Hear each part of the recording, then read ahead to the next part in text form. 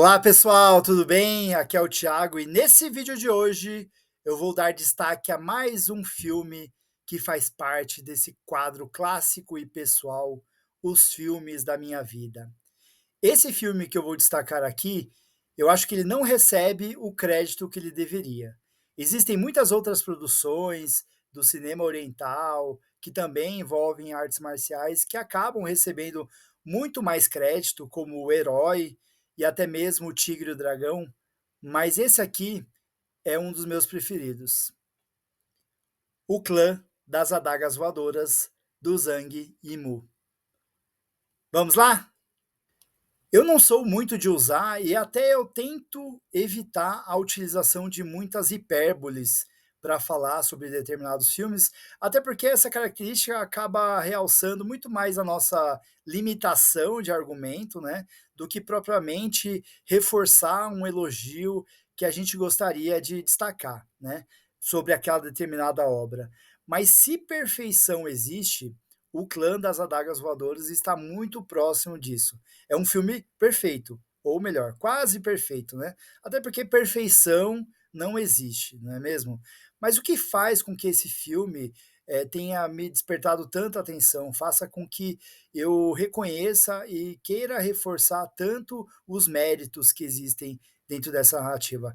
Eu acredito que ele é uma junção do que há de melhor dentro desse cinema oriental, né? Então ele explora muito dos signos que fazem parte da cultura oriental, explora de uma maneira muito bonita e muito lúdica essa cultura da arte marcial que é muito presente nos filmes do cinema oriental e é basicamente uma história de amor. E todos esses fatores, né, e todas essas variáveis, elas são muito bem resolvidas dentro dessa narrativa proposta pelo Zhang Yimou, e eu acredito que isso faz com que ele reúna o que há de melhor dentro da liturgia clássica do cinema, além de ter essa pitadinha que só o cinema oriental é capaz de produzir. Assim como ocorreu no filme Herói, que foi muito mais celebrado do que este aqui e também dirigido pelo Zhang Yimou, ele se baseia em um momento histórico da China como pano de fundo. O Império Chinês está desgastado e desacreditado em plena dinastia Tang, no ano de 859 a.C. E o clã das Adagas Voadoras é um dos grupos rebeldes do período que enfrentam constantes conflitos e ameaças dos homens que defendem a legitimidade do governo. Para descobrir a identidade do novo líder do clã após a morte do então comandante, dois agentes do governo investigam a participação de Mei, interpretada pela Zhang Ziyi, uma dançarina cega que é uma potencial integrante da milícia rebelde, e para isso organizam um plano. Após conseguir prendê-la, Jin, interpretado pelo Takeshi Kaneshiro, orquestra a fuga da prisioneira para ganhar a sua confiança e fazer com que ela o conduza até o esconderijo do seu grupo, ao mesmo tempo em que seu superior, interpretado pelo Andy Lau, planeja um ataque surpresa contra esse grupo rebelde.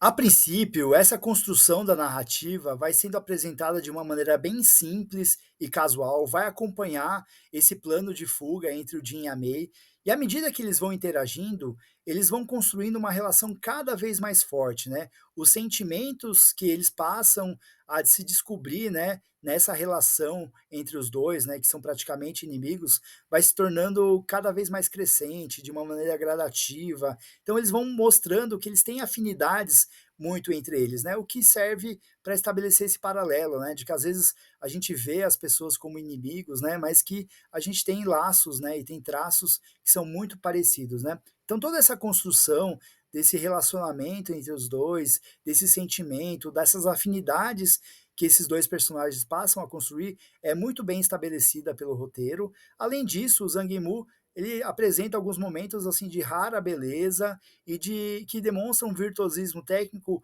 bem inspirado. O trabalho do Zhang Yimou é maravilhoso. A sequência em que a Mei executa uma série de movimentos em meio a uma dança é um momento lúdico e lírico, visual e musical, que exibem muita sensibilidade e virtuosismo técnico.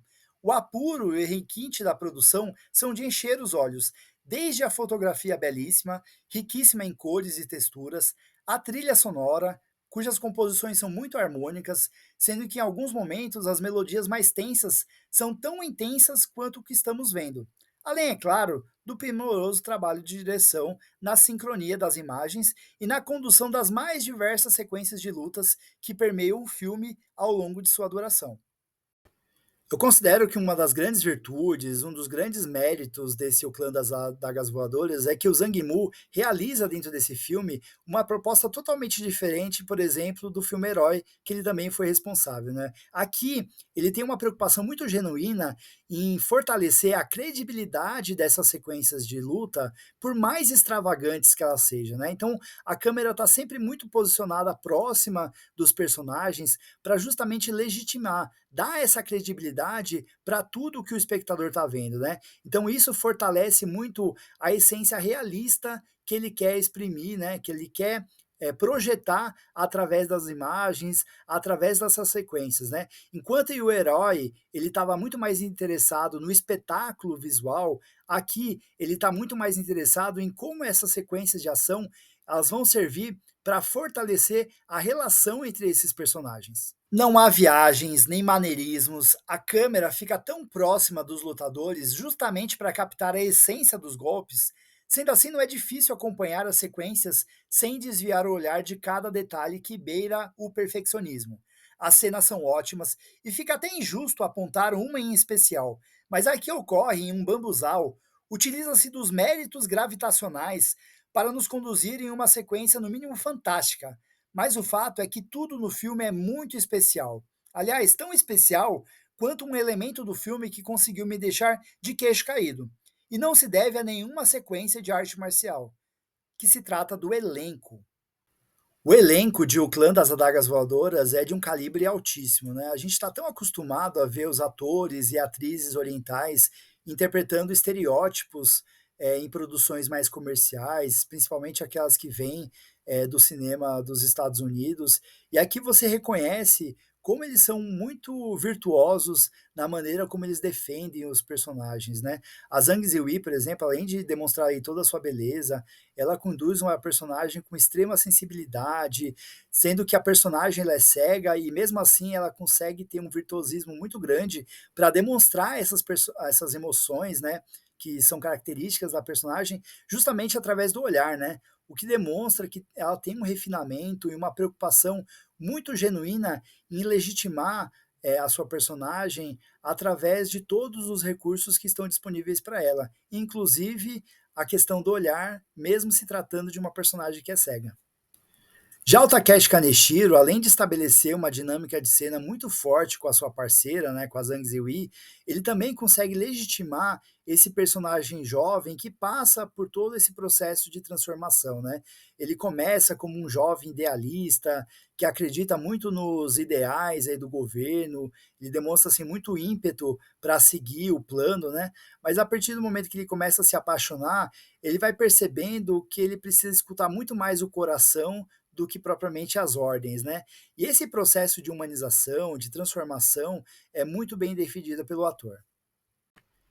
Em um primeiro momento, a presença do Andy Lau no elenco acabava sendo o nome mais fraco, né, o mais desinteressante, mas à medida que as reviravoltas da narrativa vão sendo estabelecidas, o seu personagem acaba assumindo uma carga dramática maior, e isso permite que o ator também amplie o seu alcance, né, fazendo com que o personagem se torne muito mais forte do ponto de vista dramático, muito mais vigoroso e tendo uma presença de cena muito mais marcante. E isso acontece também com a Song Dandan, que interpreta a matriarca da casa em que a Mei se apresenta.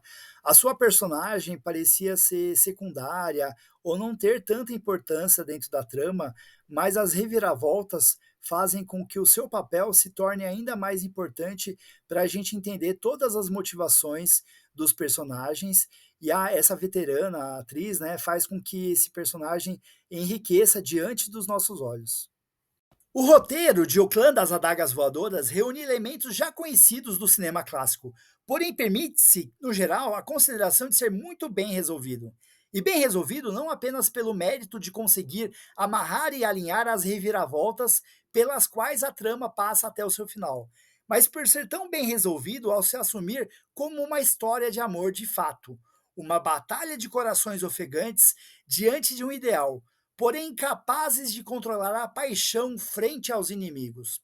É de se admirar o modo como ele consegue subverter as convenções narrativas, indo muito além daquela que soaria como sendo a reviravolta mais previsível, mas sugerindo um dilema capaz de inserir ainda mais tensão e peso dramático na relação dos seus personagens.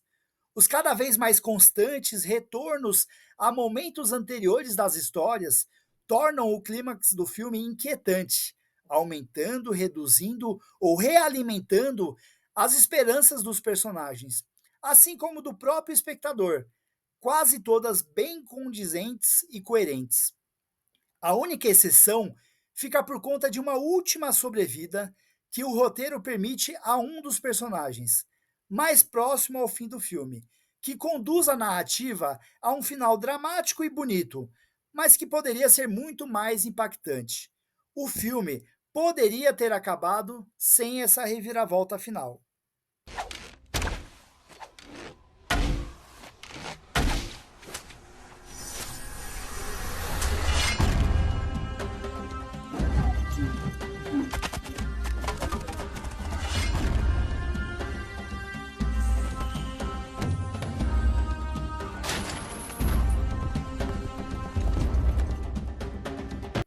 Então fica aqui a minha recomendação para que você descubra ou redescubra o Clã das Adagas Voadoras. Eu comentei anteriormente a respeito do filme Herói, que também foi dirigido pelo Zhang Yimou, e falei também a respeito de O Tigre e o Dragão, que são dois filmes excelentes, que também merecem ser vistos. Mas esse aqui eu resolvi destacar nesse quadro Os Filmes da Minha Vida, porque eu acredito que o Clã das Adagas Voadoras acabou caindo um pouco no preconceito, né? Muita gente viu esse filme como uma espécie de novelão de artes marciais, até por conta de todas as prerrogativas aí da premissa, dessa narrativa de romance clássico, mas eu acho que é uma injustiça você limitar o apelo desse filme apenas por conta desse pré-julgamento, né? Por conta desse estabelecimento da premissa. O filme é muito mais do que isso, ele tem muito mais profundidade e complexidade do que essa aparente narrativa aí de novela, apenas por conta de ser uma história de amor, né? E não existe nenhum problema de ser um filme de artes marciais que tem como principal pano de fundo uma história de amor. Esse filme merece ser visto, O Clã das Adagas Voadoras. Se você chegou até aqui, muito obrigado. Se você ainda não for inscrito no canal, se inscreva. E a gente se vê no próximo vídeo. Um grande abraço. Tchau, tchau.